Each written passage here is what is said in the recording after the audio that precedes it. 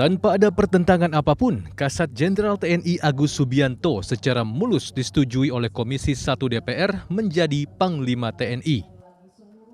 Keputusan ini diambil usai Agus Subianto menjalani uji kelayakan atau fit and proper test di Komisi 1 DPR pada Senin kemarin. Dalam menghadapi perkembangan lingkungan strategis. Ketiga, memantapkan kemampuan TNI yang integratif serta bersinergi dengan kepolisian, memberikan persetujuan terhadap pengangkatan calon Panglima TNI Jenderal TNI Agus Subianto STMSI sebagai Panglima. Meski lolos uji kelayakan, dalam pemaparan visi dan misi sebagai Panglima TNI, Agus Subianto sempat menekankan dan menjamin netralitas TNI di pemilu 2024 mendatang. Keraguan soal netralitas ini muncul mengingat adanya unsur kedekatan Agus Subianto dengan Presiden Joko Widodo. Terkait kedekatan dengan Jokowi, Agus Subianto menepis anggapan itu sebagai orangnya Jokowi. Saya itu berdinas tidak hanya di Solo ya. Mungkin kebetulan waktu saya di Solo ketemu dengan Pak Jokowi. Saya pernah jadi danrem di Palu, ketemu juga Pak Longki, Pak Saungu, sampai sekarang dekat hubungannya. Kemudian saya pernah danrem di Bogor, ketemu dengan Bima Arya, terus Pak Dedi wakilnya, sampai sekarang kita dekat. Kemudian saya pernah Pangdam 3 Siliwangi dengan Ridwan Kamil, Pak UU, saya dekat juga.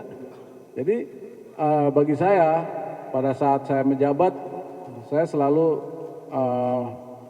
melaksanakan tugas ya bareng-bareng dalam bentuk Forkopimda itu ya.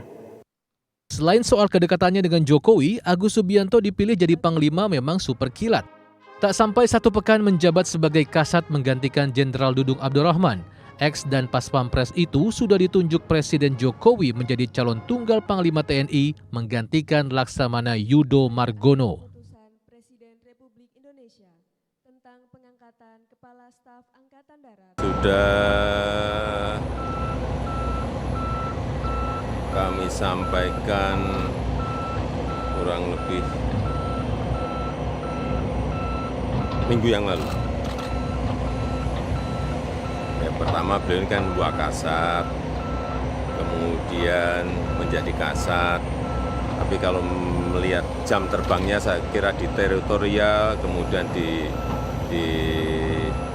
administratif, akademis semuanya memenuhi semuanya. Dengan hanya menjabat seminggu sebagai Kasat, Jenderal Agus Subianto mematahkan rekor tercepat yang dimiliki Jenderal Muldoko saat ditunjuk jadi Panglima TNI. Muldoko menjadi orang nomor 1 di Angkatan Darat pada 2013, hanya 3 bulan sebelum dipilih menjadi Panglima TNI.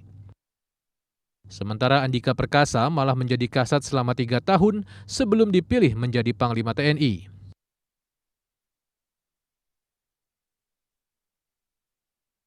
Sepanjang sejarah Angkatan Darat, dari 33 nama yang jadi Kasat, 11 jenderal diantaranya melaju mulus menjadi Panglima TNI. Mereka antara lain Jenderal TNI Abdul Haris Nasution, Jenderal TNI Soeharto, Jenderal TNI Maraden Panggabean, Jenderal TNI Tri Sutrisno, Jenderal TNI Edi Sudrajat, dan Jenderal TNI Wiranto.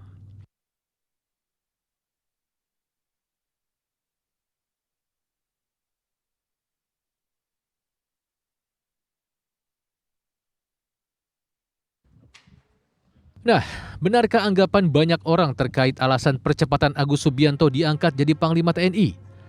Hanya waktu yang bisa menjawabnya. Satu hal yang pasti, tantangan Agus Subianto bakal berat dengan adanya embel-embel orang dekat Jokowi tersebut.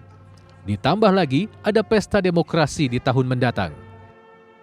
Dari Jakarta, Olivia Ferrari, Ahmad Rizky, RTV.